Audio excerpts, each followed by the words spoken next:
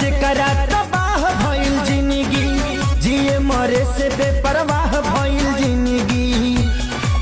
जेकरा खातिर सब कुछ कइनी, ओकर नजर में बाबुर भइनी। दिल के गिरल दीवार हमर ढाह के, हो गिरल ढाह के। दवा दिल के बनावे के पड़ी, रामदेव बाबा से कह के। दवा दिल के बनावे के पड़ी, रामदेव बाबा से कह के।